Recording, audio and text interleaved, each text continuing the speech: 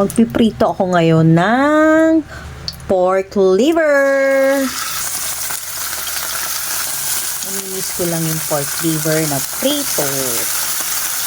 Ang pagpiprito ng pork liver, kailangan saglit lang kasi baka kumunat. Tapos nilalagyan ko siya ng butter.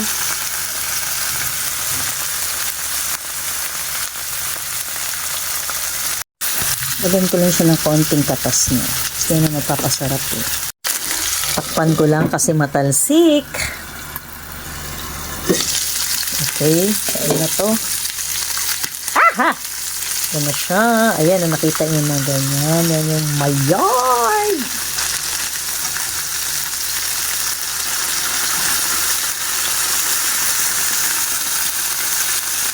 Tapos, yung ginaganyan-ganyan mo siya doon sa salt. Ah! Sarap!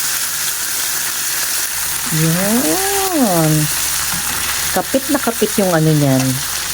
Yung lasa ng marinade.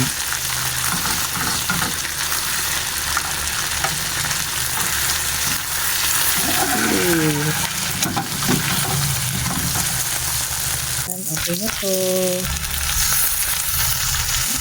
Ito pala yung second batch. Ito. Yan, lalagay ko na yung pinaka-marinade niya. Yung marinade nito, ano lang eh. Toyo, kalamansi, paminta, bawang. Saka, konting magic sarap. Diba? Yung kagandahan sa non-stick na pinaglulutuan mo nito. Kasi anong ikot-ikot mo dyan, walang dumidikit. Yan, baka karote yan. Karote granite pan. Ilalagay ko na lang yung link sa comment section. Tapos ang kanin mo, bigas mais. Oh, sayang naman tong ano na to. Kasi nandito yung lasa eh. Lagyan natin ng konti lang. Toppings. Okay. Ito naman ang aking bigas mais.